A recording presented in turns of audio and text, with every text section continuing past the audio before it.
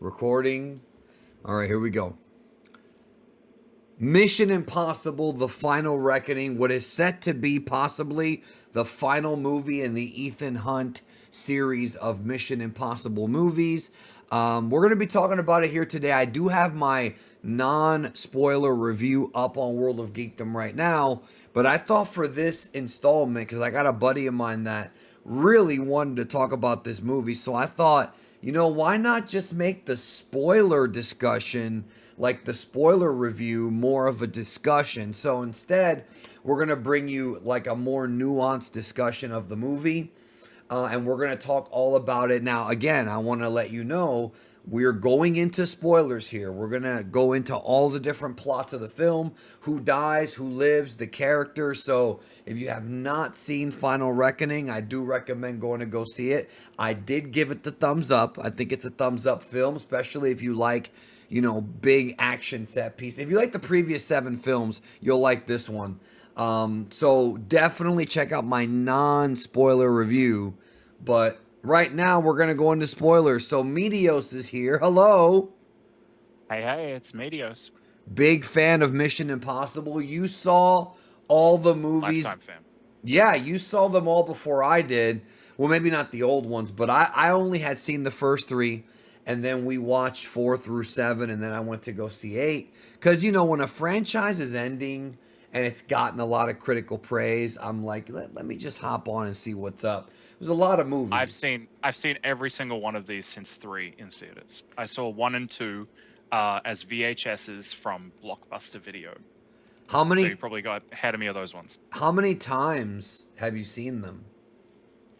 Approximately. Oh, Approximately. I went to see all of them once, with the exception of Rogue Nation and Fallout. I went to see twice, but all the rest of them I went to see them one time.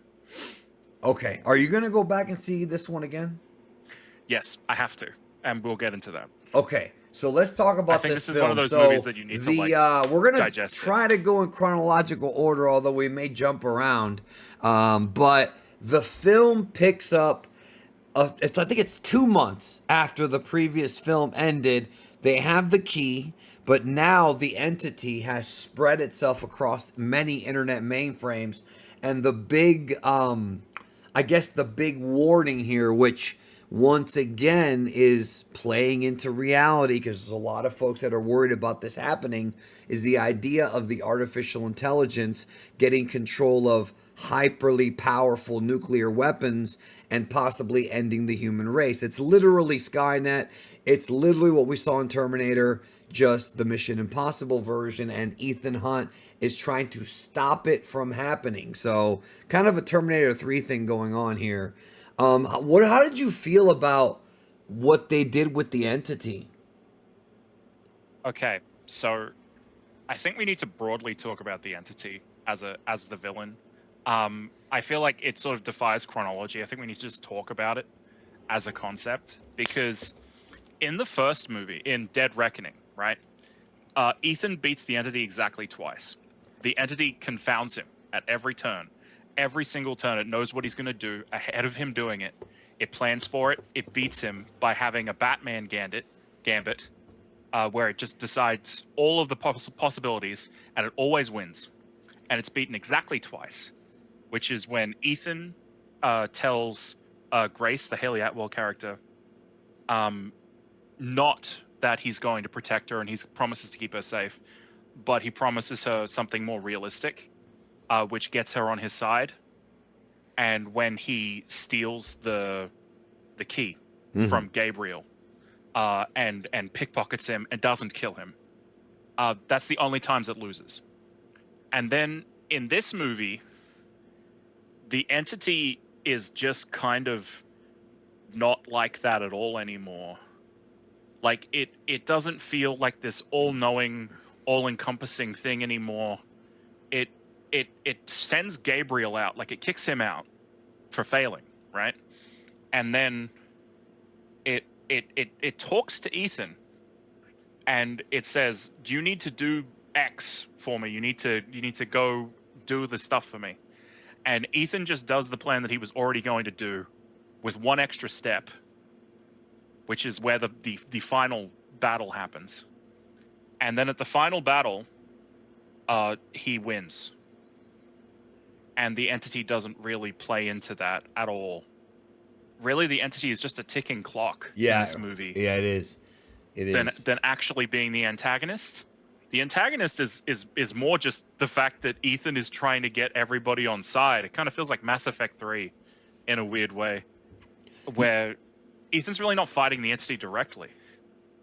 Yeah, the entity is a computer program, so they can't really, unless they get really silly with it, have like him fighting a physical version of it. Gabriel's the closest Right. we've got to like an antagonist, but there is another antagonist kind of, and that's the what was it? The son of the Kittredge. yeah, Oh, Phelps. yeah, he's kind of an antagonist. He's not trying to be, but it's one of those films where the government is imploding, which actually makes sense. If something like this were to happen, the president is going to have different arguments and different differences with the rest of the government as far as what to do. So there are human antagonists, but the entity is different from any of the other villains in the series. But I really do like how they like what the plan is about trapping it in that USB drive, and that was all good stuff. Luther, this was his swan song. I went into this movie wondering who was gonna die, and I It was going to said, be Luther though.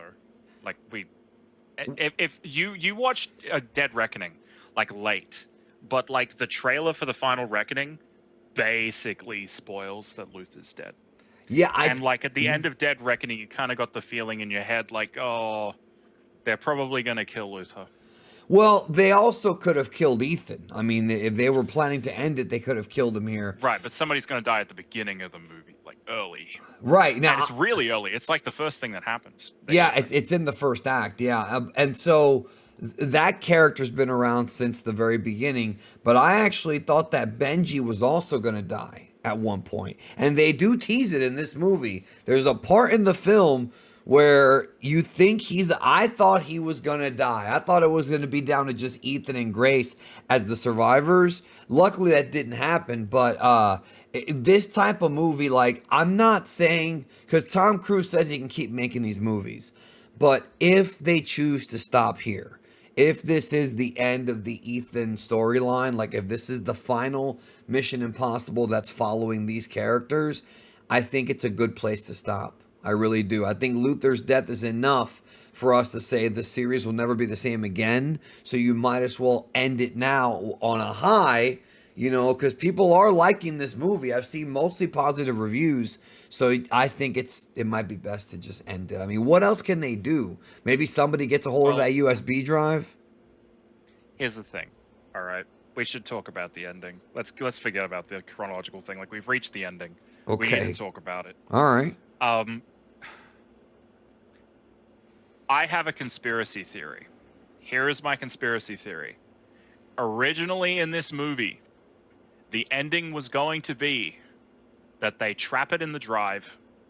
Benji is dead. Grace has the USB drive. Paris is still alive, of course. The Pom Clementif character, and Theo is still alive. The new kid. And they give the USB to Don Lowe because he knew what the entity was before anybody else did in the 90s. He was always been expecting it. And this guy who's been taken off the board from the very beginning and learned the value of people and of life, giving him the power of the entity so that he can throw it away, felt like a really nice conclusion if Ethan wasn't going to be there. Because I think Ethan was supposed to die, and then Tom Cruise went, but I want to make more movies, and so he doesn't. Well, I do want to say that William Donlow, I was not expecting that character to be in the movie. I'm glad he was because, again, with this level of finality, like you want to bring back kind of, you don't have to overdo it, which they didn't. But this movie references things from Mission Impossible 1, Mission Oh, Impossible 3, and Donlow's one that I wasn't expecting, but I liked what he did in the movie. I thought he was just going to be there in the second act And once they got the little plastic square whatchamacallit The from the Russian box, yeah, whatever the they call it. box from the submarine. The mother box. Let's just Yeah, call it the mother box. there you go. Yeah, he was gonna just stay with his wife and that's it. But then he wound up being a part of the team. So I do like that he had to sort of form a new team in this movie after Luther died. But it's okay because most of the movies have like different people coming in and out. Right. I just briefly, for anybody who's not following along, who's like not interested in seeing it, you should see it. But if you're No, you watching this, Don should. Lowe, you should. But Don Lowe was the kind of watery looking guy who was in the CIA computer vault in the first movie. That the team was making him vomit and getting him out of the way so that Hunt could get the knock list in the very first movie. Yep. And then Kittredge, who is back in this movie in the last movie, sent him off to Alaska to be in a dead end job to punish him. But as it turns out, it's not a big punishment at all. It's actually worked out great for him. He's got a wife. He's got a happy part of life that he simply wouldn't have gotten. And they have a confrontation. Where Ethan tries to apologize for ruining his life, but he actually saved his life. Right. Yeah, I like that. It's really nice. And he's got the knife. And it would have been really cool, I think, if, like, thematically, if he'd gotten the entity. Because he mentions earlier that he got the entity, that he knew about the entity. He knows what the entity is, what it's going to be. He's been expecting it. Miles This Dyson. guy who originally was part of the machine and then got thrust out of it at the very beginning of the story, and then it comes full circle with him making the choice to put down the all-powerful sword. It's a story as old as time. But instead they had this weird ending where everybody rocks up and Benji's still alive, and they just sort of enigmatically look at each other. Ethan gets handed the USB with the entity on it, and they just walk away. Why didn't he destroy it? It feels Why like was it a cliffhanger? it feels like they were going to do another one. That's what I said, and it's I know. it like I don't have to, don't you? I mean, there are ways. Look, there are ways to top this movie as far as like bigger stunts. I hope they don't do silly shit like going to space, but there are ways of topping it. It's just this is as good of an ending as you're gonna get, man. Like, you know, as far as like the resolution of the entity and Luther's passing, like all that stuff, I think was it felt like the end of a saga. That's what I'm trying to tell you. And if they add more to it, they're going to run the risk of making a bad movie or one that isn't well liked. And then what? You know, I think Tom Cruise should maybe start a new series of like action films that he can star in because he's got a lot of clout over there in Hollywood. You know what I mean? I think that he Right. should do that. But yeah, the ending did I feel actually open-ended. no, I actually want to talk about that. Mhm. Walked out of this movie thinking that this movie needs a sequel, but it doesn't need a sequel that tops it. It feels like this is the denouement of the series. Like this is like where all the pieces come together, and we kind of need like a Mission Impossible coda, where there's like the epilogue of the series where he's old. where everybody gets to resolve themselves. Because there was a bunch of stuff that was built up in Dead Reckoning. Like, here's one. Who's Gabriel? Who is he? Yeah, Who is he to he's Ethan? someone Who was from Marie? Ethan's past. Marie was in the opening credits of Dead Reckoning. Like the woman who plays her was in the opening credits of Dead Reckoning, and she has one scene in that movie. Like, presumably she was going to be important. There was going to be more explanation. Something and changed. That didn't happen. She's not in this movie. None of it gets explained. Gabriel's importance to Ethan is never explained. Is this the why reshoots? Gabriel cares so much about Ethan? I think so. Because, like, it feels like this movie was constructed in post. It's a really weirdly put together movie. Because a lot of the stuff that was built up in Dead Reckoning is just kind of abrupt. Yeah. Like, for example, all right, I'm sure this was originally how it was going to be, but, like, in the cliffhanger of Dead Reckoning, everyone gets split apart. Like, Grace is left on the train. She takes the choice She becomes part of the IMF. Right. Ethan and Benji are together. Luther's off in his own place. They're all split apart to like plan for the big get together after the time skip, right? You've seen this in a million stories. And they just sort of get back together, and it's easy, barely an inconvenience. Grace joining the IMF is never meaningfully brought back. Like it meant nothing. And like it feels like something more was there, but it changed. Yeah. I don't know what changed. To be honest with you, that I agree with you now that you mention it, but when I was watching the film, that didn't really distract me because I was more Me neither. into yeah, I was more into how they were going to like do this. And you know, in some ways you could actually cut the movie in half because the sequence where he's in the submarine trying to get the mother box, like that could have been like a good Empire Strikes Back kind of moment where he gets it and that's the cliffhanger, kind of like how he got the key at the end of Dead Reckoning. And I've told people that that's the right time to go use the restroom because that sequence of them and of Ethan going into the subway with the it's an astronaut suit but for underwater, and it's freezing cold down there, and I felt like I don't know, man. I felt like he should have died. Like him surviving that is movie magic because of how unbelievably cold it is up there. This is like Bering Sea or the Beijing Sea or something like that. Wasn't it in the Arctic Sea? Yeah, it was, Or but I whatever. thought it I don't had know what another it's called. name. Yeah, I was, I don't know what it's aka called. it was cold as shit and instant freezing, right? But that sequence where he's in the submarine was like 35 minutes, and right there you could have easily cut out some of that stuff, shaved off. I know why they didn't do it. They wanted to build up the drama and all that, and they Right. wanted to get us because in previous movies we'd had the I'm going to drown scare, and they did it again here, except I'm going Yeah. to drown or freeze, take your pick. But the sequence was like 35 minutes. It was long. And he went through the torpedo thing. The part where he ripped off like the backpack and put it in first and went in like with no. I just don't understand how a human being can withstand cold water like that because this is not just Okay. cold. This is So like Arctic cold water. when people have been in extremely cold conditions like this and they've drowned, they've been able to be revived longer than would be anticipated. So the science is there. This is something that does happen. What happened to Ethan, where the idea is that he'll be preserved, his body will be Preserved, shut yes, down. that I Yeah, got. he won't. But I mean He the won't. pain, He won't be. the pain of it Oh, it'd being be so agonizing. cold. Yeah, that's what I'm saying. It would be He agonizing. didn't look like he was I in that much pain. I want to explain something. All right. I'm a big fan of the Titanic. All right. The water around the Titanic was like 2 degrees below freezing. When people hit the water, they described it as 1,000 burning knives hitting them all over their body. Yeah. This water is like 20 degrees below freezing. Yep. Ethan should have immediately been stunned, like he just got hit in the head with a hammer. Like there is no way. That's Like what I'm even though talking he's like about. incredible, but like he should have immediately gone, oh, like it should have been horrible for him.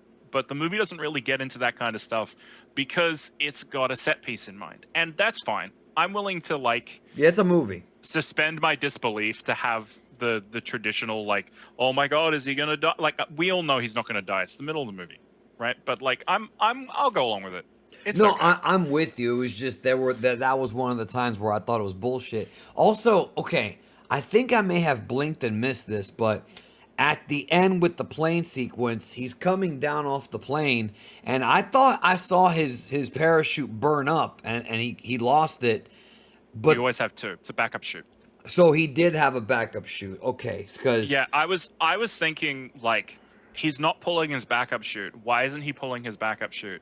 And I thought maybe both got burned up and the movie's just going to have him die like he's actually going to die. yeah. But I thought he really should have a backup shoot. Well, And also like Gabriel said I only thought one of us has a parachute, so like I know, but like yeah. every parachute has two. Like you always have a backup shoot. And I thought what was going to happen was Ethan was like, I can pull the backup chute, but there's no time, so he's going to choose dying and put in the drive. to save everyone else and then die, and that was how he was going to die. Yeah, that crossed my And mind. then like Kittredge was going to find his body, and Phelps was going to be like, he had a backup chute, he could have lived, but then we wouldn't have lived, and it would have been like this. Oh my God, salute to Ethan Hunt, our hero. But like, no, that didn't happen. He just put in the pill and then pulled the backup chute after, and he's alive. And you never see him pull the backup chute, and he's just on the ground, Right. and it sure looks like a pickup, doesn't it? Yes, and that's what I'm saying. And then That that might have scene been at the the end where original they all script. meet up. That scene at the end where they all meet up feels like a pickup because it's completely detached from everything else. I And hope that Benji's alive. yeah, I hope they explain that. Like I'm meaning like I hope that they actually reveal that that was all part of the that they changed it. You know what I mean? How Right. did you feel So about Gabriel's death? Because it was brutal in the movie theater. Everybody was like wincing when he hit the plane.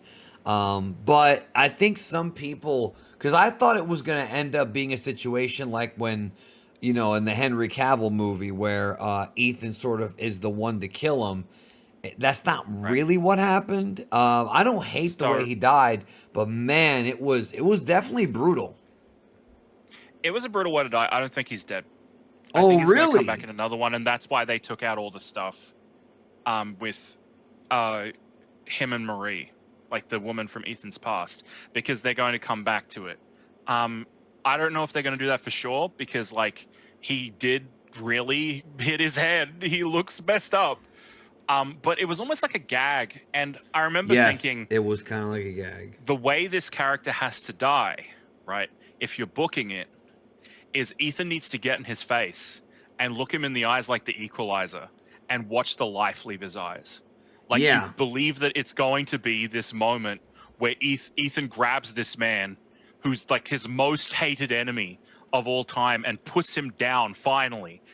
But instead he kind of goes out on a joke, which it can't be the end. Like he's surely going to come back with like a facial scar, and he like his parachute went off, and like in the next movie he's going to come back and it's going to be like the big finale, because he kind of had nothing to do in this movie.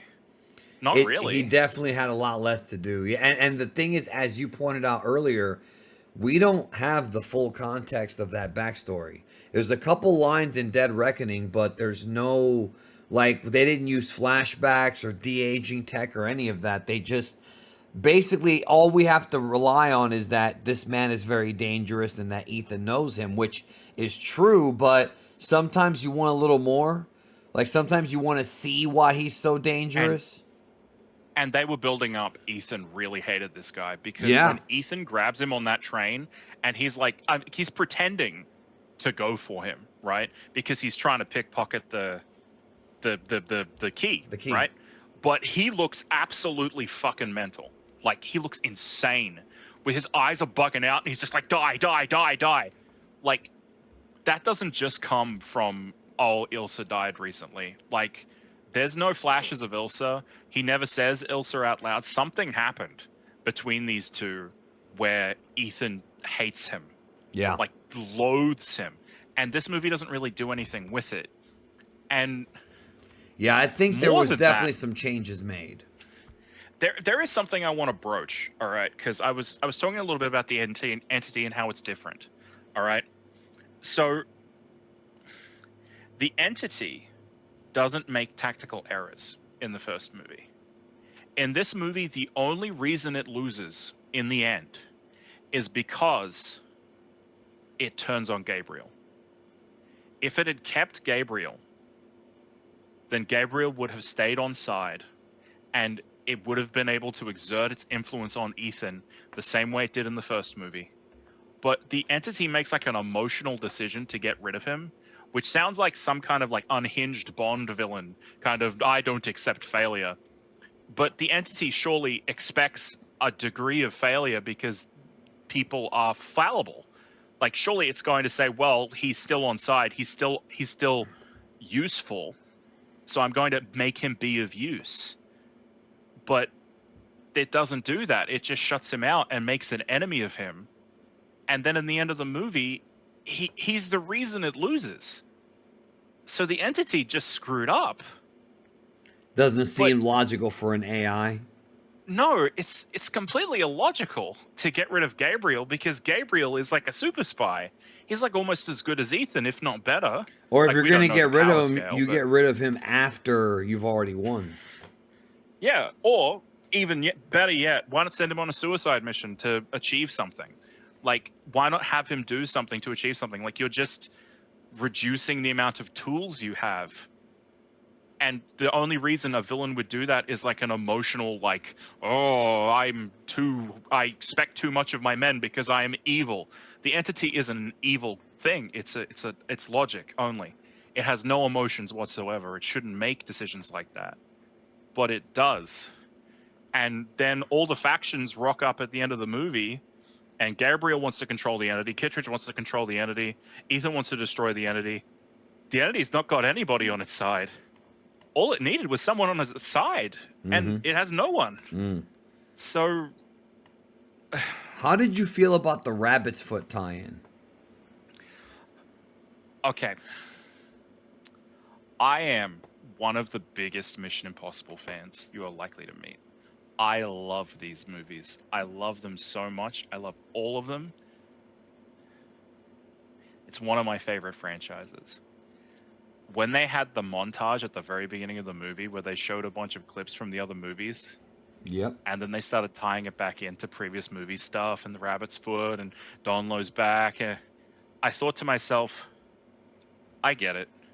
I get it. Mission Impossible is a really big deal, and I thought the movie was really proud of itself for being part of Mission Impossible. Right. And I thought, if I'm a super fan who loves this kind of fan service, and I'm thinking this sure is a lot of fan service, what's somebody who's never seen one of these movies going to think? Like, I was kind of like, oh, it sort of took me out of the movie for a minute. And when I I walked liked out it. of Dead Reckoning, I told you, I messaged you. I said, I think it's an 8 out of 10. No, And you said that about Final Reckoning. Final Reckoning, that's what I meant. Final Reckoning, excuse Okay, me. just making Final Reckoning, sure. I said Final Reckoning was an 8 out of 10. Yes, you did say And I that. was like, I didn't really know what to think. I was sort of confused and sort of flat. And then I walked away and I started thinking about the movie. And when I thought about the movie, that was a big mistake. I think I need to see it again to really like let it digest. But I just thought it was a much less. I thought it was a pretty disappointing follow up to Dead Reckoning's promise of what it was going to be. It was still tremendous. There were incredible action, and you should watch the movie. Yeah, This is not a thumbs down this was thing. not a Rise of Skywalker situation. They No, stuck the landing. I'm going to be critical about this movie. Probably more than Danny is going to be critical about this movie because that's my role here to That's be okay. critical about the movie. Danny liked it more than me. But I had want a to good specify right now, always, I had a tremendous time as well. You're going to have a tremendous time. Everyone's going to have a tremendous time. It's a wonderful movie. I just think it missed out on some of the potential it could have had. And it missed it out on such strange ways that feel like the movie was constructed late into its production rather than early. Did you think they And should have had more references to older films than what they already gave us? I think they should have had less references to older films, and they should have had more references to Dead Reckoning, the Gotcha. part one. Because like when I watched the first movie, I was like, and I watched the movie several times. I've watched Dead Reckoning 3 times now.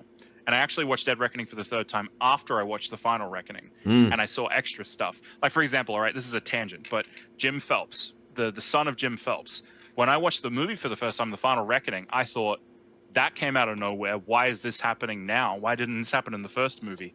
But it's actually built up in Dead Reckoning. There's a scene where Theo and Jim Phelps, he was called Jasper at the time, but Jim Phelps, are talking to each other, and Theo's like, do you know him? And he's like, not personally. And Theo says, no, there's something going on here. It's personal for you. Like, you have a personal problem with him. And Phelps doesn't answer. So like, they're building up that this guy has something to do with Ethan, that he's got some kind of grudge against Ethan, whatever it might be. And it was paid off nicely in this movie, but it just feels kind of light on the build-up. Like, I felt like there could have been more scenes in Dead Reckoning or the Final Reckoning that were building up to this reveal. And it's just sort of comes out in this movie where it's like, oh, okay. It doesn't really matter at all. It doesn't really add anything. It just feels like a random fan service thing. And it feels like originally in the script it meant more, because the thematic idea of having the son of the guy who betrayed Ethan in the first place be the one who closes the circle and forgives him is great in theory. But in execution, it was just kind of flat because they didn't really milk it properly. They needed that one scene of him like thinking things through. Yeah, and the weird thing is, in Dead Reckoning, they do have that scene where they're on top of the train, and the scene when they're near the car with Paris, the Palm Clementif character, right? Where he points the gun at Ethan, and then he like, grits his teeth and starts firing at her. Like he chooses helping people over his grudge. And then the scene on top of the train where Ethan hands him the gun back and says, listen, all right, we can deal with our own thing later, but we need to save the people on this train. And again, he makes the right choice. But this time, that doesn't happen. Ethan says, listen, we've got to put other people first. And he's like, no. Yeah. I don't know why. Yeah. He changed, and not for the better. I know. And then he becomes part of Kittredge's faction, which doesn't really do anything other than mess up the third act and mean that we have to get the really cool action set piece with the biplanes, which I do appreciate because the biplane sequence is tremendous, of course. Yeah, and I agree with you. When he showed up in the third act, I thought things got a little bit messier there, because while I like the idea of there being like three groups, three factions, I know they all have their own motivations and things like that. They all want the same thing, but for different reasons. Well, I thought that they wanted to probably hammer that home for it to be, you know, a bigger spectacle than the previous movies. I did think him showing up kind of muddied the waters a little bit. How'd you feel about the government stuff with Angela Bassett and with the like her decisions to disarm at the end, which I actually liked a lot? I bet you there's some presidents who would not make that decision. You know what I mean? I bet your old presidents would make that decision, bro. Yeah. I don't think there's one president. You might be right. Since World War II. You might be right. Maybe yeah. FDR would have done it. FDR made some pretty wacky decisions, but like, who else would it even be? Definitely not. Maybe Truman. Oh, you think Truman? Truman might do it because Truman did the bombs in Hiroshima, and that's why he didn't do them at Korea. So he has previous. I guess we can be fair and give it to Truman, but I don't think Eisenhower would do it, and like certainly not anyone after him. Yeah. So how'd you feel about that? And sort of her trusting Ethan. Did you think? Because that's another one of those things where I was like, yeah, this is a movie, and even though Ethan Hunt is not a superhero, even though Ethan Hunt does not have powers or you know, he's not like Batman. Well, he's closer to Batman than he would be like Superman. But what I mean is, the idea of a president literally counting on the future of the world on one man sounds like a wonderful pitch for a film. And it's been done multiple times where it's down to one guy to save the world. In real life, it's never going to be down to one guy because you can't count on one guy. Right. So I'm going to talk broadly about the government entities. And then I'm going to bring it back to what you said, right? So Kittredge at the end of the movie, I feel like originally the idea was that the entity's plan was that the humans would squabble amongst themselves and drop the ball and let the entity win. But that didn't really happen because Kittredge wasn't built up throughout the movie, and it just kind of forgot about him. And then he came in and he had that sequence where they're all lined up, and then they just got away and the ending happened anyway.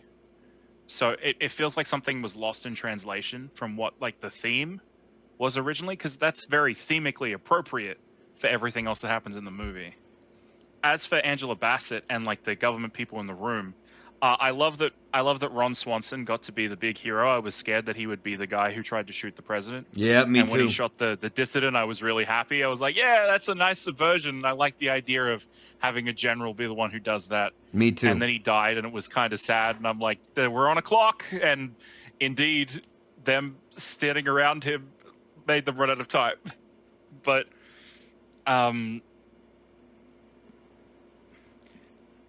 you said Tom Cruise is not a superhero. Well, I Ethan Hunt, actually but disagree. he Ethan Hunt.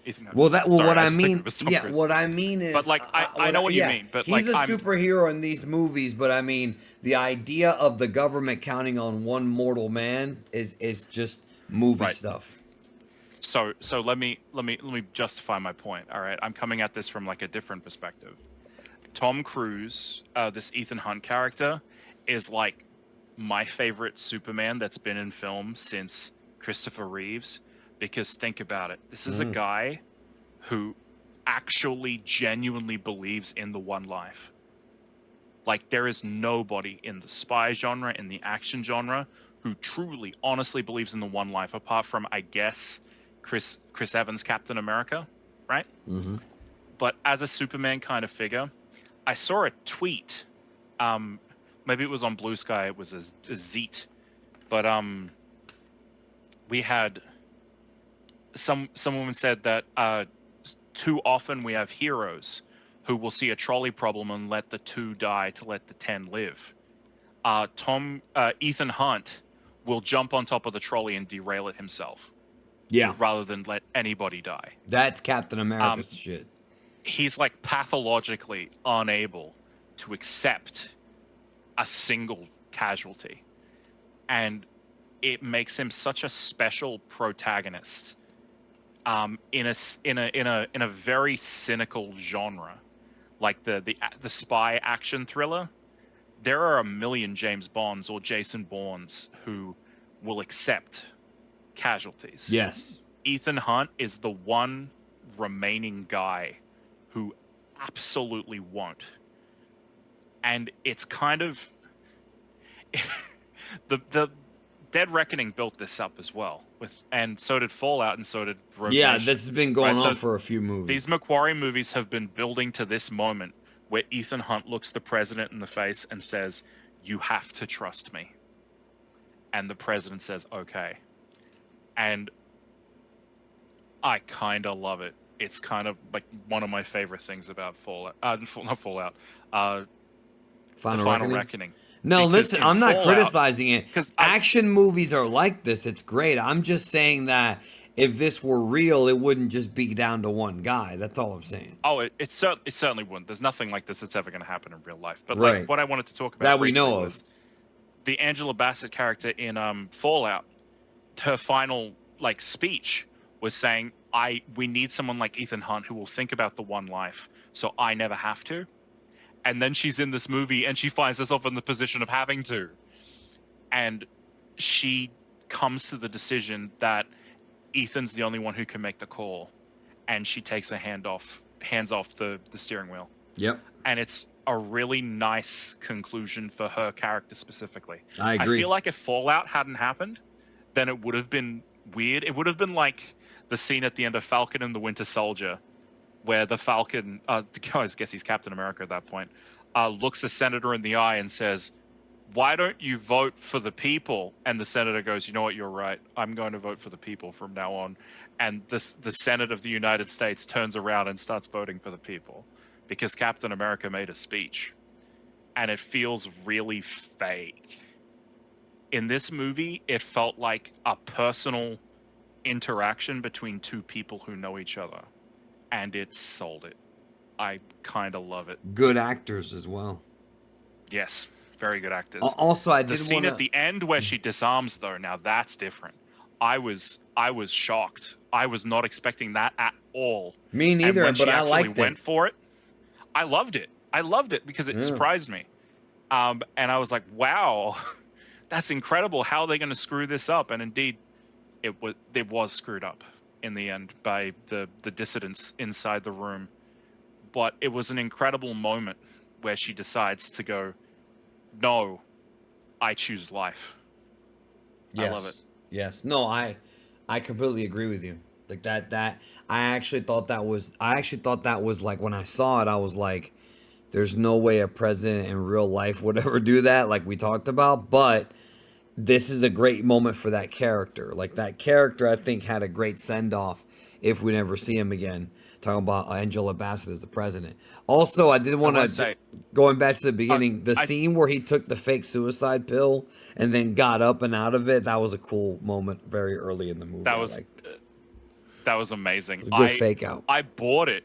I was like, oh my god, I couldn't believe it, and then it was just a fake pill, and I'm like, oh my goodness, and then Grace is like freaked out, and he's like, what did you think I would let them torture you? I'd never let them do that. And you're like, oh yeah, it's Ethan Hunt. That's right.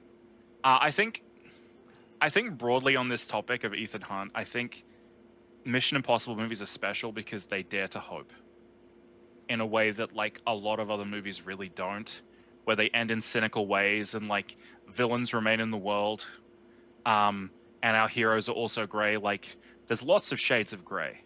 Mm-hmm. Ethan Hunt is like pure white, and always will be, and it kind of has a really hopeful tone to these movies where all the bad guys and the people against Ethan start the movie like Alec Baldwin being like, no, the IMF is useless, we don't need it anymore, and then at the end of the movie he gets it, and at the end of this movie, uh again they did it again by making the right choice. So Well, it's a very uplifting movie.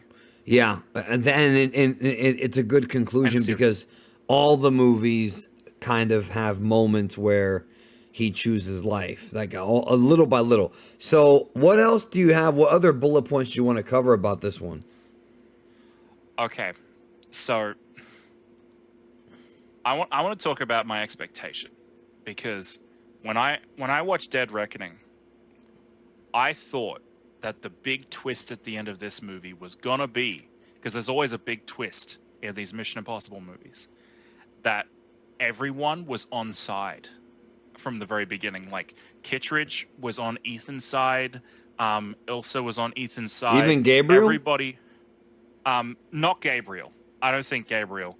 Although I wouldn't have hated the idea of Gabriel turning on the entity at the last minute, maybe. Right. Darth Vader But I style. liked. I thought the idea was going to be that they would appear to be playing into the hands of the entity until they reached like the bunker at the end of this movie, and then they all shake hands and they beat the entity together, because the entity would never expect this kind of like 5D chess move where Kittredge wasn't just thinking about himself, the governments weren't just thinking about themselves, Gabriel wasn't just in it to control the entity. Like everybody, the cooperation of humanity defeated the logical AI, and the unlikely cooperation defeated the AI. And I went into this movie going, I wonder what the big twist is going to be. And there was no big twist. There was no Ilsa Faust being alive at the last minute. There was no Luther coming back, and unlikely as it is. There was no Gabriel babyface turn out of nowhere. Like everything just sort of went straight down the middle. And it was really weird for a Mission Impossible movie to have that happen, because there's usually some kind of big reality altering thing at the beginning of the third act or the end of the second act. I thought they could have possibly done a situation where the French chick or somebody turns on them and has her Ooh, yeah. like because that's something that these movies would do quite a bit. And I don't just mean Or Mission Grace turns on them. Impossible. Well, maybe that would have been heart wrenching, but like have somebody from the crew suddenly get selfish and want to have the entity for themselves, kind of like the corruption of the One Ring in Lord of the Rings, where they view control of the entity like they're working alongside Ethan just to get close enough to the entity to be able to harness its power, and they turn, and that right there could have been the twist. I mean, I think the twist, which is not really a twist, but I think the only twist I can think of for this one is the fact that Benji didn't die. That because they Yeah, really and sold it it like he was was super gonna flat, die. wasn't it? It was Yeah, super I flat when mean, he appeared. I'm like, oh, he's alive. Oh, okay. Well, I mean, Like, it wasn't earlier like this big cheer moment when when he showed up in the final scene. yeah, and even earlier when it was when he's like when he told her he gave her instructions on how to cut him open, like that was icky for me, bro. Like I was wincing in the movie theater. Yeah, I was shocked by it, but I was like, wow, they're really building to Benji dying at the dying at the key, you know? And I thought that's a really good ending for Benji, where like he Yep. just refuses to go down until the mission's over, and then he can go. But Right. he didn't go. He was fine. He lived, Do and you he's walking think around too. do you think that maybe that's another character that was originally written to die and they changed it? I think if Benji had died and Ethan had died and Luther was dead, the mains of the series were gone, Yeah. and then we have a bunch of new characters like Grace, we have To spin off? Paris, we have Theo, maybe even Jim Phelps. We could have done more Mission Impossible movies because like the idea was always that we do more of these movies, just maybe not with Ethan Hunt. Right. So I thought, no, all of them die to do the entity, and it all comes full circle, and they all complete their character arcs together, and then they live. And like, I want to say for all you fans of Ethan and Benji out there, I am also one of them. It would have been incredibly sad for Benji to have died in this way, but eventually characters do need to go, and this felt like a really great moment to send them off, and they didn't take it. Yes, Even they though they didn't. called it the final reckoning, even though it was the last movie for a little while, it really feels like something changed and that they died originally. Because Yeah. it just it just feels so odd that Ethan gets to go in front of Kittredge and hand him the broken device, and Kittredge doesn't just shoot him in the head. You know, like it feels like Ethan's burned every bridge that he can possibly burn with the IMF and the CIA. Like nobody's ever going to trust him with anything ever again. Like they would be insane to. Like he saved the day in the end, but like he burned them. Like Right. they're going to have to punish him for that. And no, he just gets to go home and walk around enigmatically with his golden USB stick, and nobody questioned where the entity went. Nobody went, "Hey, where's the incredibly important entity? Can we have the That's a incredibly good important point. entity?" That's a good point. Yeah, you would think that the president would have been somebody who wanted that USB drive for themselves. That's Yeah, a very good point. Yeah, which that's is why I have true. that conspiracy theory ending where Donlo gets it and Donlo breaks it. And you said earlier about how maybe someone turned on them. I would have had, if I was writing this movie, I would have had scenes with every single one member of the main cast, apart from Ethan, of course, being like, but think of what we could do if we had the entity. Yeah. Like actually building up that this is actually a seriously like Subversion. tempting artifact, right? Right. This is the one ring of Mission Impossible, as you say, and have even Benji be like, look, Ethan, all right, I know you don't want the governments to have it, and that makes plenty of sense to me, mate, but like, you know, what if we had the entity? You know, we could probably do something really important with that. Like, Luther's gone now. We don't have a Luther, but like, what if the entity could be our Luther forever? Like, it could get into every system. It could solve all of our problems. Like, the entity could seriously be something worth having. And Ethan be like, no, of course not. We can't do that. And then Ethan dies in the ending, and everyone there has been convinced by Ethan that they're not worthy to hold Excalibur. And so they give it to the unlikeliest man of all, who puts it down. Yeah. Yeah. Um, Now, I mean, the more we talk about this, the more I'm starting to think they are going to make another one, which is weird because this one's called Final Reckoning. And granted, the word, yes, it doesn't say the final movie. There have been movies that have had the word final in them. Like, for example, Final Destination. There's a new one coming out. When is the final destination?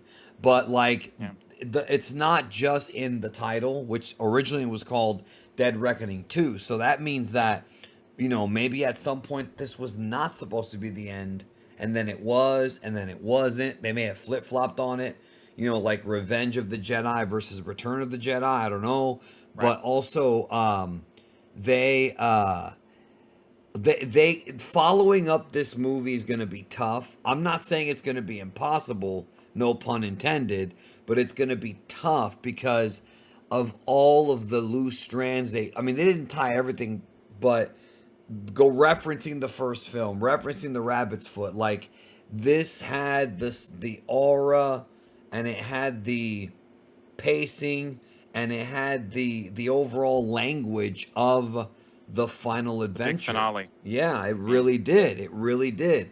And I think making another one may be a disservice to the franchise, but like Tom Cruise said, he might. And but the more we talk about it, the more I could see them making another one. Mission Impossible, Another Reckoning. So, so I actually want to talk a little bit about the rabbit's foot, but I want to say, I want to call back as well that I think that they should do like Mission Impossible Coda or some kind of epilogue movie where like it's the ending for these characters and they actually do an ending where they get happy endings or at least some kind of ending, because he's kind of got the Goldfinger problem. All right, if you haven't seen Goldfinger, I don't know why you haven't, but I saw it a long in time that ago. I know I'm talking to the audience at this juncture. Right. The big plan of Goldfinger in that movie is that he's going to set off a nuke at Fort Knox and irradiate the gold so that there's less gold available in the United States that can be used, and so the gold that he has will be multiplied in price. Like it'll become more valuable and it'll be much richer. Um, which sounds like a great idea, right? If you're just thinking about the day of, but people are going to know that you did it, and now you'll never be safe. It Like there's reminds nowhere me. you can hide. You know what that And reminds me Ethan, of? It reminds what? me Yeah, of, go. of Lex Luthor in the first Superman film, how he wants to destroy California so that his real estate properties go up. And it's like, Yeah, but people are going to they. probably know it's you, and they're going to want to, you're going to murder millions. Like, that's not going to work, dude. Yeah, and You're Bin not going Laden's to. going to take out the Twin Towers to improve the cost of his real estate. Like there's nowhere to hide. You can never hide. They will never let you go. You will be found, and you will be Yeah. stopped. Yeah. Like there's no escape. And then with Ethan, Mm-hmm. he's kind of in exactly the same position now, where like he has the entity. Like there's nowhere to hide. There's nowhere to be safe. These like John Wick and his excommunicado, like it's over for him until he destroys that entity or it gets taken off of his cold corpse. Like they're never going to let him go if they're being serious. Like he's the most powerful person on the planet now. Like Yes.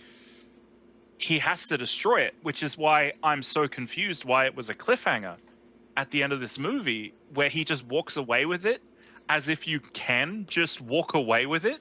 Not even like a Like, post-credit scene where you see him throw in the ocean like Goose's dog tags in Top Gun. Like, no, or see him crush it. Like, no, he has it. yeah.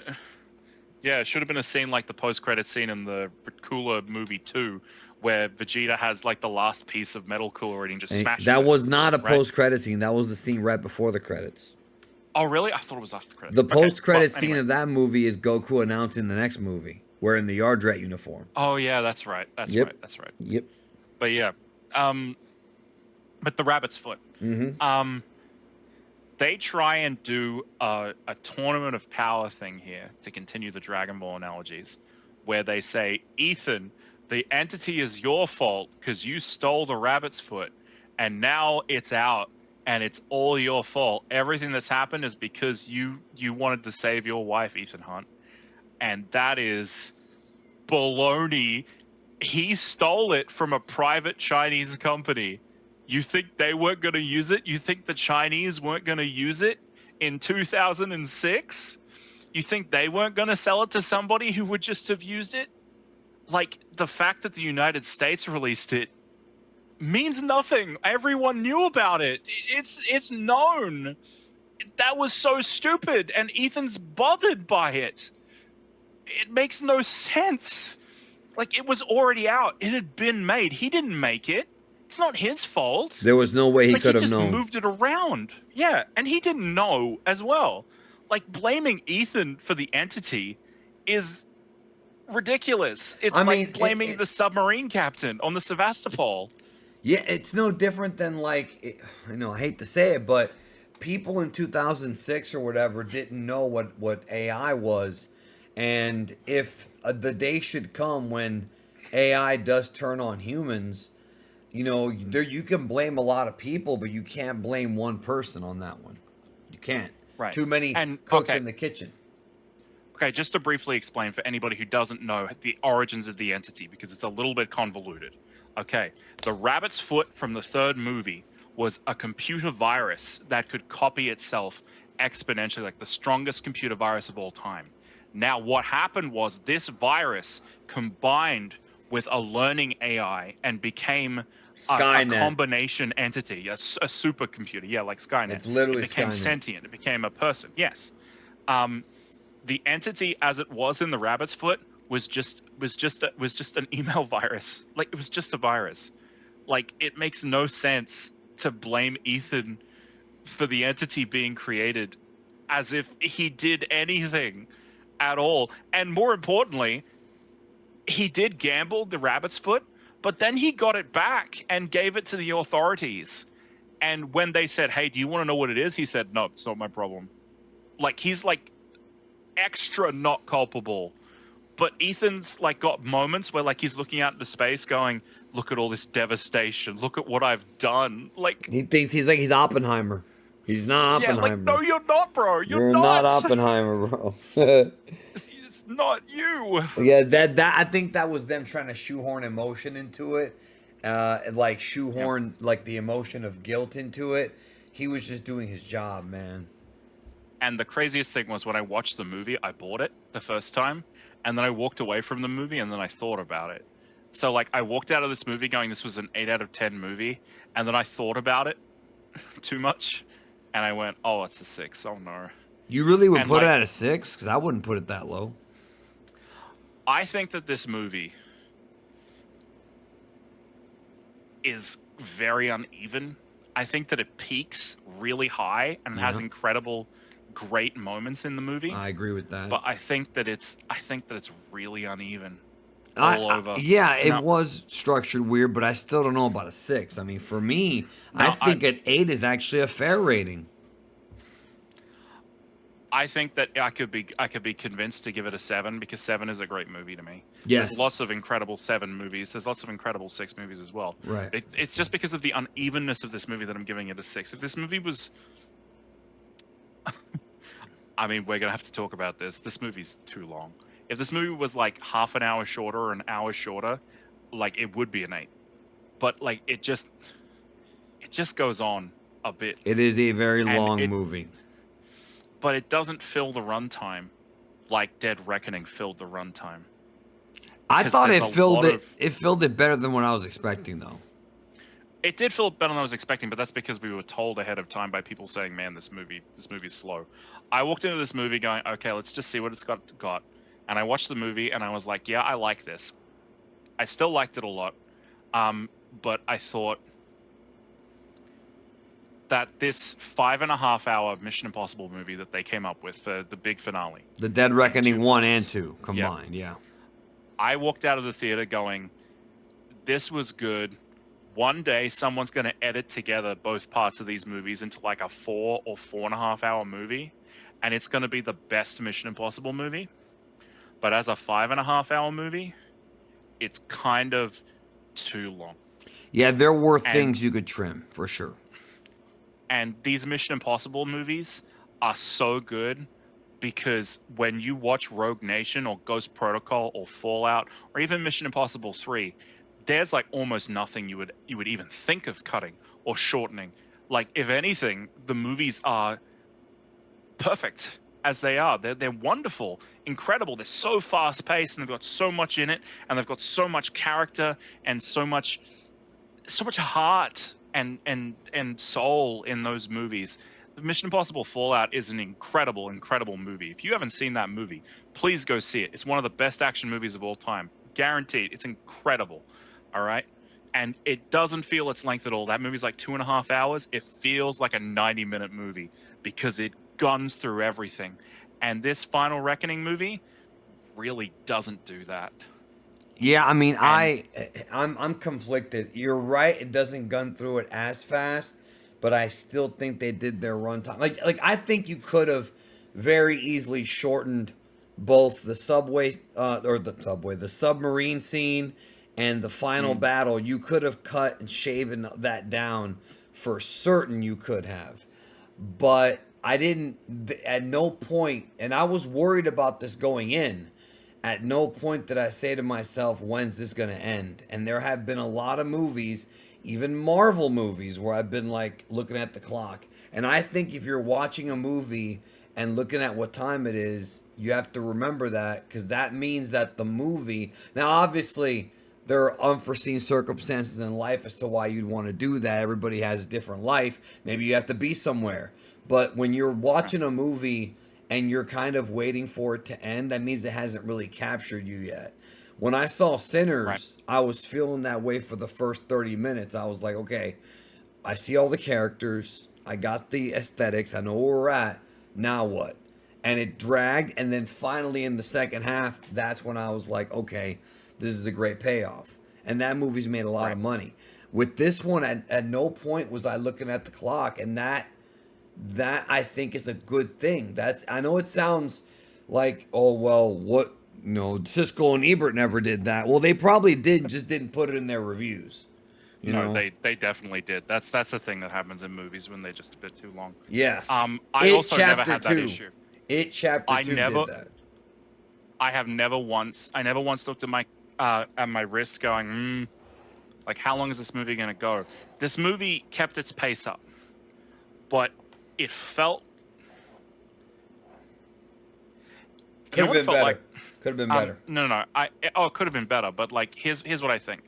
One of the truths of movie editing that I have always subscribed to is that you give an editor a movie and you tell them, cut it down to what you want, and they cut it down, and then I say, okay, take 10 minutes off it, and then that makes them look at the footage again and reevaluate it on what is actually important and what am I attached to. Because when you edit a movie, you get really attached to the footage and things that you're doing. Well, This felt you're a like a director movie where too. there was, well, of course, but there was no. This felt like a movie where nobody had that hand on the wheel to say, this needs to be shorter. I think Tom Um, Cruise himself as the has producer. too much sway. Yeah, I think he straight up was like, if it's going to be 2.5 hours, that's fine. This could be the last one. Let's make it big and grand and epic. That's the way I kind of see it. I think Lord of the Rings was one of the films that opened up that time. Because, when we watch movies in the Discord, you'll oftentimes hear me say, like, oh, this movie's 90 minutes. Whenever we see something from the 80s or the 90s. And 90 minutes to me is the perfect runtime for a film. Now, there's obviously Yes. been great movies that are 2.5 and 3 hours, even 4 hours. But I think now in this era with these big franchises, it's almost like they have to justify the budget by putting it all in. You know what I mean? Right. So I want to make a comparison between two sequences that are very similar, which is the helicopter chase at the end of Fallout and the biplane chase in this movie. Mm. If they had cut a few minutes off of the biplane chase by just being brutal about it, because everything that's in that biplane chase is incredible. I'm not saying, oh my God, it was bad. I'm not saying that. I'm saying that Yeah. there's things in there that could have been deleted scenes. If I told you, you must cut time from this, It was very you would be able to suspenseful. find moment. Oh, You're, it was incredible. I agree. But the scene in Fallout where they're chasing the helicopters and then the helicopters crash into each other, it's so tight. It's so well paced. It's so everything that happens is important. And in the biplane sequence, it was the first time I watched like a Mission Impossible stunt show where I'm like, what's going to happen next? And you're probably thinking, but that's good. You want to be thinking what's going to happen next. Right. But when I'm watching the thing in Fallout, I don't have time to think that because I'm thinking, oh my God, is he going to die? He's going to die. He's going to die. Oh my God. Are they going to hit each other? Like I'm completely in the moment. That But captured you more. there was a lot of like too many spins with the biplane where Agreed. Ethan was like getting screwed over, and like it's incredible footage. Please, please, I keep saying this, but please don't take this as, oh my God, it was bad. It wasn't bad. It was like 10 out of 10 stunt work. We're never going to see stunt work like this again. I can't believe how insane Tom Cruise is. This man is fully insane. But if it was just a bit shorter, if it was just a bit pacier, it would have landed better. And you know that Tom Cruise, as the executive producer, was like, put as much of the footage in there because that's what people have come to see. When he's missing the thing that's great, which is the incredible tight pacing of these sequences, because they never let up enough for you to come out of them even a little bit. And there was moments in the biplane chase where I'm like, wow, he's getting thrown around a lot. What's next? Yes. And it takes him too long to get to Gabriel. I know inside my brain when I think about it, the longer he has to hold on, the more tired he's going to be. So showing him spinning a lot is he's getting tired. All right. Yeah, it's but he's getting worse the longer it goes on. But the funny thing in a is, movie, yeah. But when you're watching a movie, it doesn't work that way. Like that thought doesn't come into your head. Once the hero is holding on, you're thinking, okay, he can hold on. All right, like that cognition of he's getting tired, he's getting gassed, how much longer is he going to be able to hold on, doesn't land when you're in the middle of a sequence like this. And it just went a little long. Well, it could have been faster. Yeah, I know. I agree with everything you said. I was just gonna say that they could have actually done some editing to where maybe they zoom in on Tom Cruise's face and he's like he's blinking, like, because it wasn't just that he was tired from the flying. He was, I mean, they were running around in that movie. I mean, the guy just survived that damn submarine thing.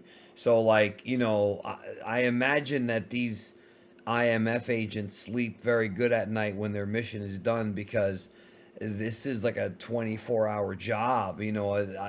He's probably always tired if he wasn't in great shape. And we know he's in great shape because the character of Ethan is in great shape because everything they throw at him, he's okay with. Oh, you're going to be underwater. It'll be like this. Negative 20 degrees. He doesn't even flinch. Think of it this way. Halfway through this movie, there's a scene where Tom Cruise, Ethan Hunt, is on a treadmill. And he's running, and somebody tries to kill him because they're an agent of the entity. Immediately after that, he goes in the torpedo tube and he starts driving towards the submarine.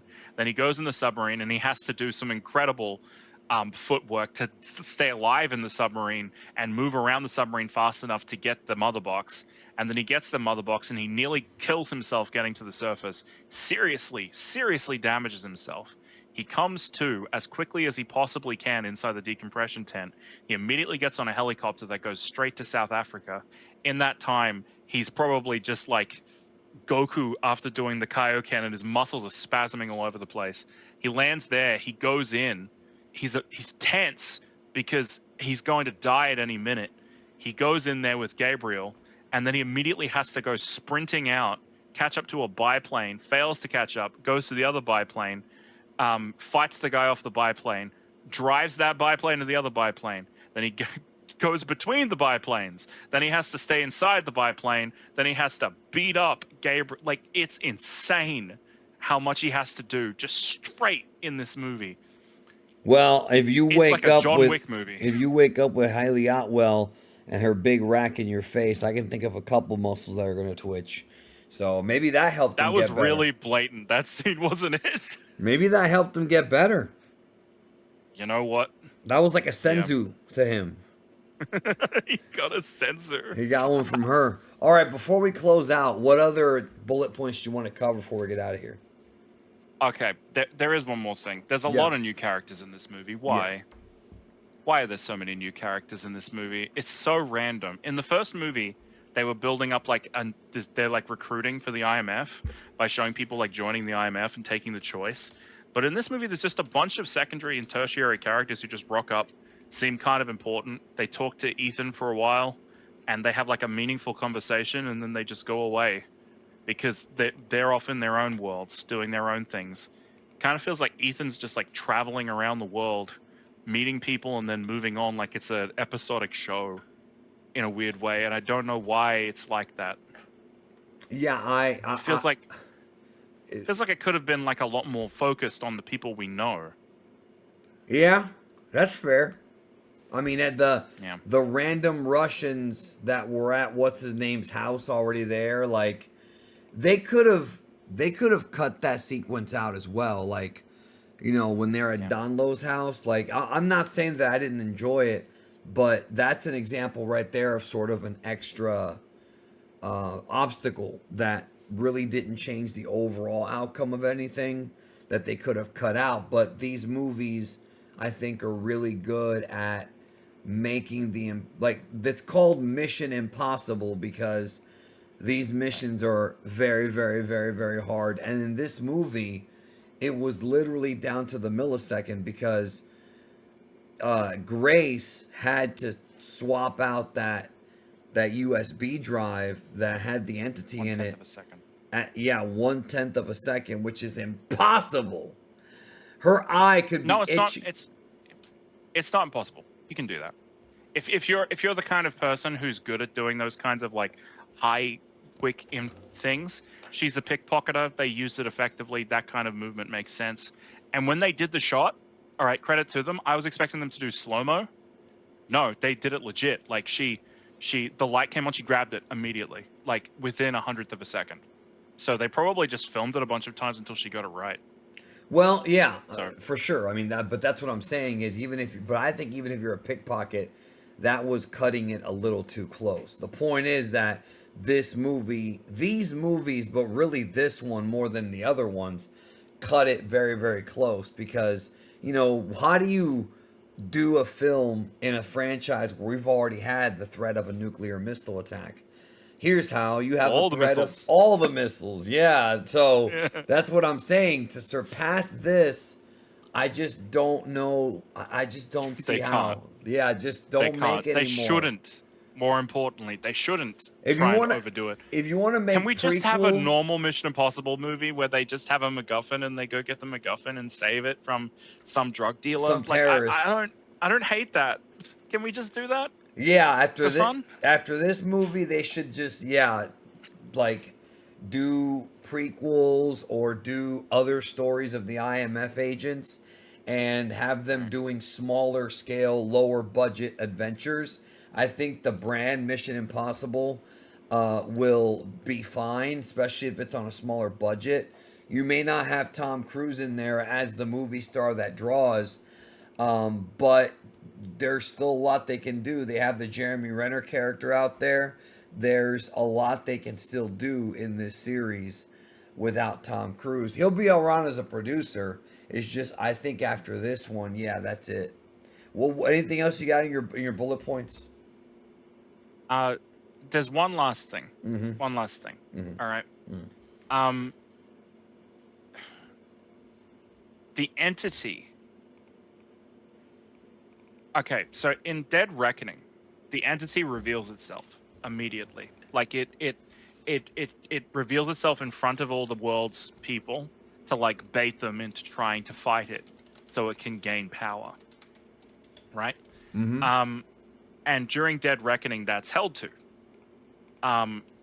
In this movie, it transpires that was a terrible mistake, and everybody beats it in the end because they knew it was there. And if it could just go and get all the nukes, why didn't it do that quietly, like from the very beginning when they weren't ready for it? Like, why did it show itself? Why did it reveal itself?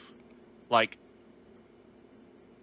That's one it of those. feels like It's a movie thing, right? Like it's a movie. I don't know if it's a movie. I think it's specifically like how they redid this movie in post, because that scene with the Russians that we were just talking about, right? it feels like the theme of the movie was originally people fighting amongst ourselves. We need to work together. Right. Like we need to cooperate with each other. Yes. And that's still present, right? And the idea is that we have the Russians and the Americans and they refuse to work with each other and it nearly ruins everything, right? Mm-hmm. And so that's really important for moving that theming along. But then the final battle is just a big schmoz and Kittredge gets involved and Phelps gets involved and then it doesn't really amount to anything and then they have the big biplane chase and then Ethan wins. I don't know what's missing from this movie. If I don't know if it's going to get a physical release, I assume it will. Yeah, well, besides the stuff that you had already mentioned about that they could have resolved from Dead Reckoning, yeah, there's not much missing. And there's gonna be deleted scenes, I would assume too, right? Like on the there's gonna be so many deleted scenes. Yeah, if they actually release them. No, I think they what will. I want to see? I've been waiting to buy these movies on 4K until this one came out, so I can get the full like 8-part box set. You know what I mean? Right. I think we're eventually going to get the shooting script for this movie because they release the shooting scripts for almost every movie. Like you can find them. I want to see what the original script was that they were given when they did the actual like original shoot of this movie because I think it's going to be really different because this really feels like a movie that was done late and changed because we know they changed a bunch of stuff. They said so. When Dead Reckoning didn't do that well against Barbenheimer, they changed some stuff, but we don't know what some stuff is. Right. And in the end, the movie just feels kind of odd. Like you get to the end of the movie and you go, oh, everyone's okay, and Ethan has the entity. Oh. Okay. Yeah. They kind of we're kind of at a point where we kind of need Mission Impossible 9 to like resolve this because it felt like we were gonna resolve it, and then Ethan lived and Benji lived and they have the entity, and it's not over. It's just that's basically the whole reason I wanted to talk about this because it's just such an odd movie. You're satisfied, but you're not satisfied. I'm satisfied as far as I got to see the stunt show that I paid for. Tom Cruise is fully insane, as I've said. Mm-hmm. All of the incredible set pieces are incredible. Tom Cruise does a really good job in this movie, although I must say he doesn't really get like a lot of opportunities to do acting like he does in the other movies. Because in this movie, he just spends a lot of it just like looking at people going, please trust me.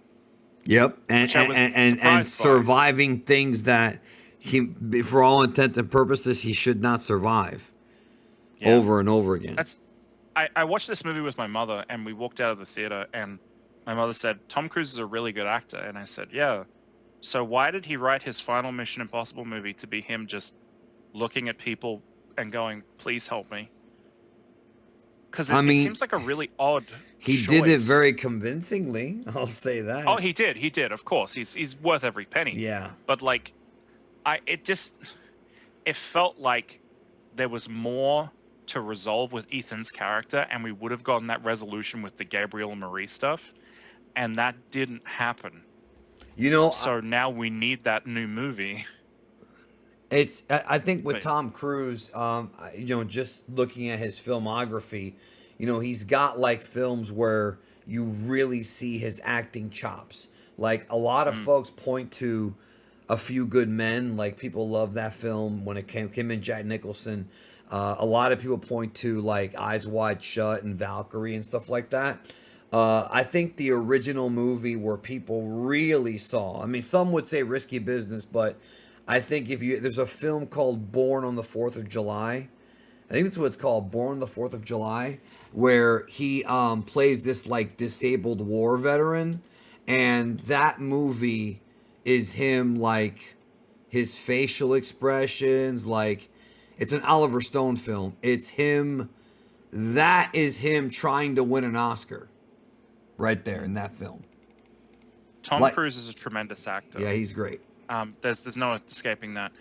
If even in this series specifically, one of my favorite Tom Cruise acting bits is in Fallout when he's playing John Lark in front of the White Widow, and he has to show on his face both convincingly that he doesn't care because he's filled with evil, and also his abject terror at the idea of losing people and creating casualties, and the pathos of him being frightened of losing lives, and the look on his face in the dream sequence where he has to shoot the person to keep his cover is amazing. Like, you feel the agony in him, and the scene directly after where they say, Are you feeling squeamish about killing people?" And he just breathes, I'm John Lark. I kill children with smallpox. I have no line." And even the White Widow, who has been spending the whole movie being kind of turned on by him being filled with evil, is like, "Oh God." And it's great. He's so good. And then he doesn't really get that much opportunity in this one. So, like, I want to see another one. You need to watch Born on the 4th of July. Have you seen that movie? I haven't seen that movie. John Williams does the score. Oliver Stone directs it. Then I need to see it. Yeah, it was nominated. I believe it was nominated for Best Picture in 1989. I'm pretty sure it was. Yeah, it was. I looked it up here. Oh no, Golden Globe. It got nominated for. Let me see here. Okay, no, it did get nominated for Best Picture and Best Actor. And yeah, Cruise is and I think they won Best Director. So yeah, he's really, really good in that movie. I even found out about that film from watching old Siskel and Ebert reviews, and I saw that movie and I was like, wow. I think that came out right around the time My Left Foot came out, and that was the Daniel Day-Lewis movie. That's another, oh my God, these guys really got into their characters. So, all right, well, that's it for Mission Impossible 8. We might come back and talk more about the series. Thank you for joining me on this. It was a good time. Hell yeah, I'm glad we could have the conversation. Yep. So, I'm assuming everybody who got this far, we're an hour and 20 minutes in. I'm assuming you've seen the film by now, because it would really suck if you saw it or if you didn't see it and then you were spoiled on all the surprises. There weren't as many as in other movies, but still there were many. This movie had a lot less unmasking the face to show the real face. This one had the least amount, I think. Yes. I said funny. This earlier, but I was expecting more twists. Like, this movie was very straight down the line compared to the other Mission Impossible movies. Like, even Dead Reckoning, which was also pretty down the line, had the twist at the end with him pickpocketing the key. Had the dream sequence of him using Zola's face, and then, oh no, the mask machine broke. I guess we're gonna have to figure it out another way, and he has to do the bike jump. This one didn't really have anything like that.